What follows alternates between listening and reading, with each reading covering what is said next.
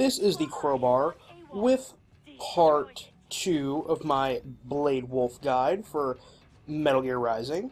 Immediately, when you start this section here, you can turn around to the back of the truck and you will be able to stealth away from the Mastiff here. That's a little trick, I don't think a lot of people know about it, and it's really useful because if you don't do this, you have to fight him and a few other pretty tough enemies.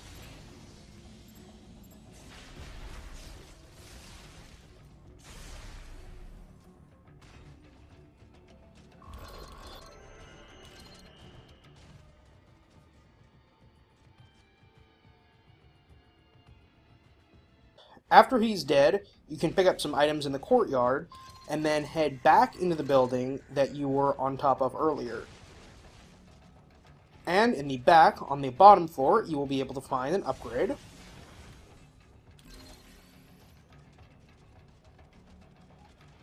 And then from there, you can head up to the roof of the building, where you first saw Mistral as Raiden, and there you will find a VR terminal.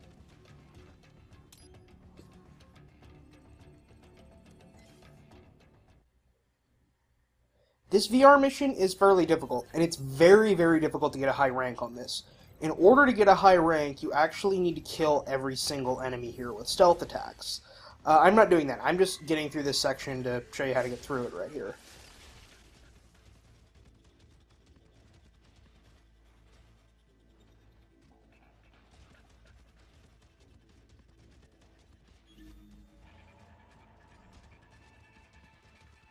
Getting the S rank on this section isn't completely terrible. I did mess up right there and have to fall down and get back up.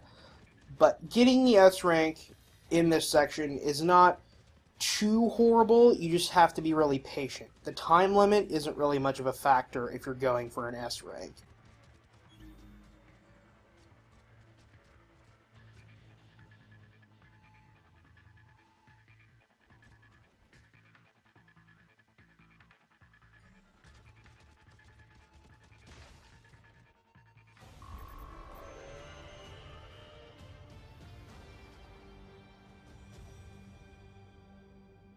After you've cleared the VR mission, you'll be back at the building. This time, there will be several soldiers patrolling the building looking for you, and this is one of the optional fights for this part of the content. You can stealth kill 3 of the 4 of them, but I believe the 4th one is impossible to stealth kill without using a picture frame or another item to distract him away from the main door.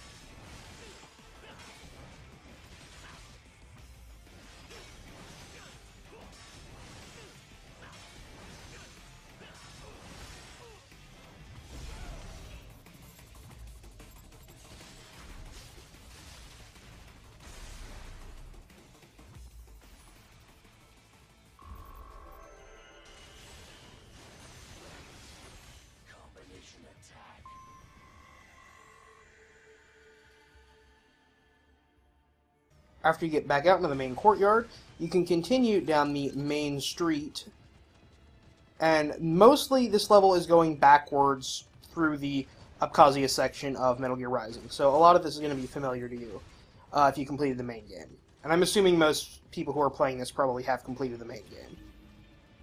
Anyway, it's relatively easy to stealth through these guys here. I do get caught, but there's no real major penalty.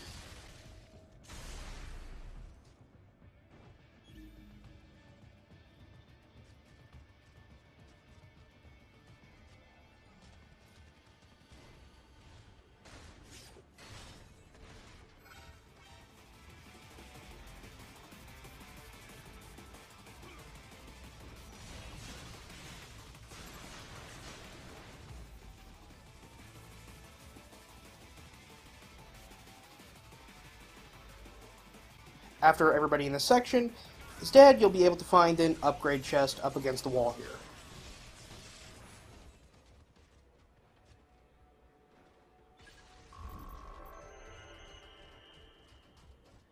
Now, this next section is a little tricky because there's an upgrade right when you enter it, but it's fairly difficult to get it. And how you get it is by slashing down one of the flying enemies. But the flying enemy pops in and then flies off. And I'll show you how to get it right here. If you just run up along this side, and then you can down it and stealth kill it right there, and then as soon as it's dead, it'll pop out of its body. And you may have to reload the checkpoint there a couple times in order to get that right. This section's also fairly difficult to stealth through because of the dwarf geckos, and depending on what difficulty you're playing on, the enemies here will all be different. But if you can get your stealth kill in on the guy with the large sword here, the big guard, it's very easy to finish off the dwarf geckos on your own.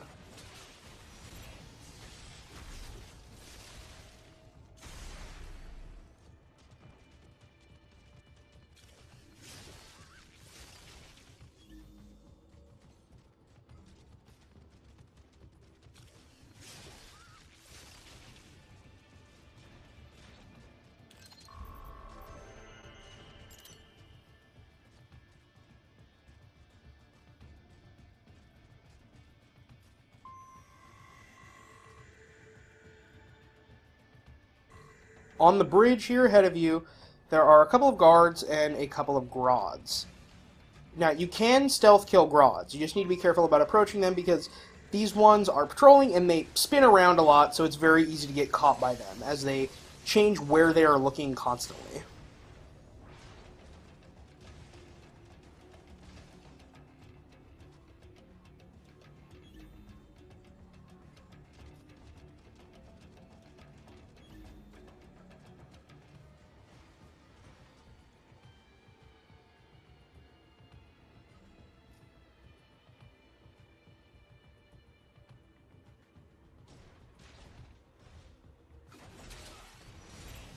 At the midpoint of the bridge here, you'll be able to find another upgrade chest behind this little stack of crates here.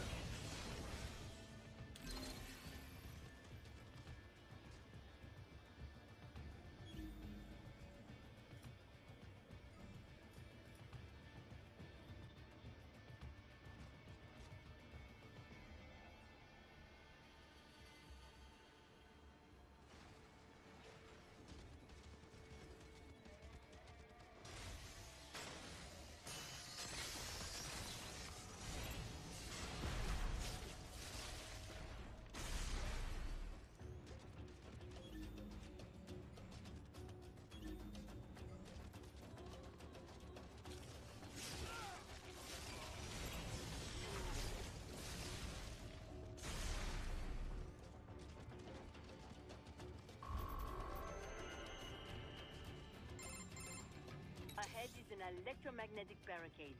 It uses the EMP wave to disable any unless now a pit. After getting the message from Mistral, you'll be into this section. This section is rather difficult to stealth through if you want to do it quickly. If you just want to kill everybody, you can just go ahead and jump right out. But to actually stealth through this will take some time to lure everybody where they need to be. The main thing you need to be concerned about here is the gecko that's patrolling the area. He has a very wide visual range, and he can pick you up pretty easy. And one of the guards that I just killed here dropped a card key. I'm not grabbing it yet because I want to finish off all of the enemies here before I do. But after all of them are dead, it's easy to just go back and grab it.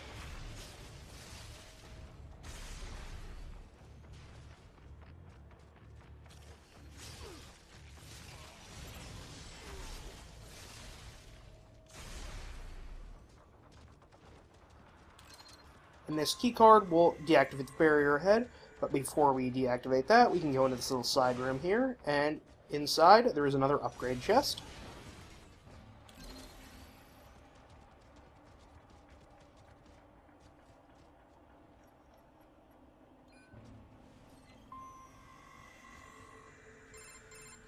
Upon deactivating the barrier, you'll have a short little conversation here with Mistral.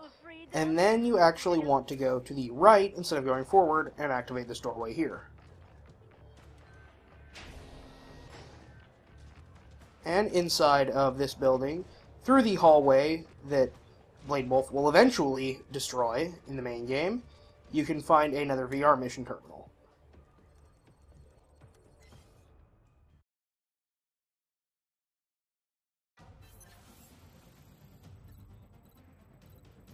This VR mission is not incredibly difficult, but it is the most challenging VR mission in the Blade Wolf DLC.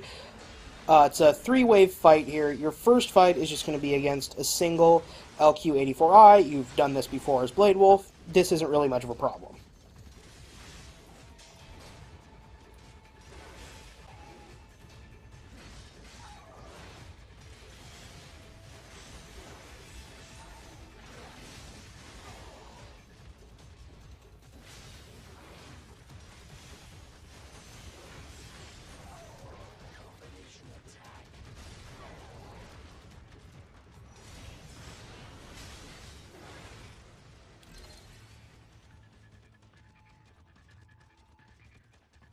The second portion of the fight is where things get a bit more difficult. You're going to be fighting a few of the small Gecko enemies, and then one of the sort of mini Rex guys here. And what you want to do for this part is just focus on the tough enemy. And in the middle of this area, there is another LQ-84I up on a pillar, and he won't join the fight until you either kill the more powerful enemy here, or you jump up onto his platform and aggro him down here.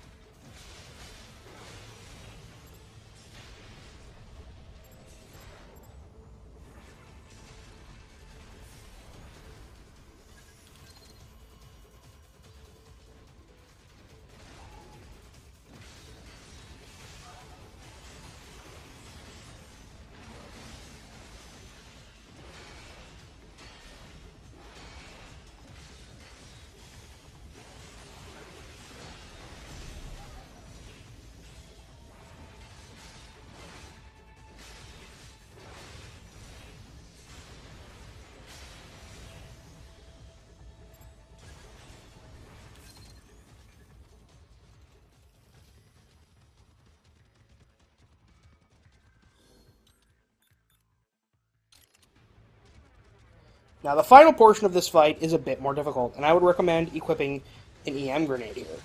What you're going to be fighting is 4 other LQ-84Is at the same time.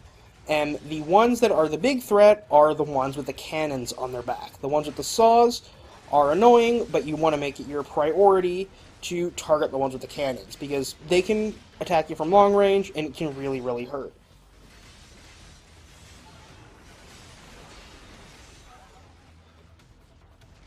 And the EM grenades are going to come in handy here, but what's really going to be more handy than that is angling your camera properly. I know that sounds like kind of an odd thing, but enemies will typically only attack you if they're actually in visual range of you. So what you want to do is angle it so that you really only have one in your field of view at a time, and if you do that, then only the one is going to really attack you all that much. It's hardly perfect, but it works more often than it doesn't. And your strategy here is, as soon as you get blue on any one of these guys, you just want to go ahead and attack them. Unlike a lot of other enemies, which can survive without a limb, if you get a limb off on the LQ-84Is, they're done for.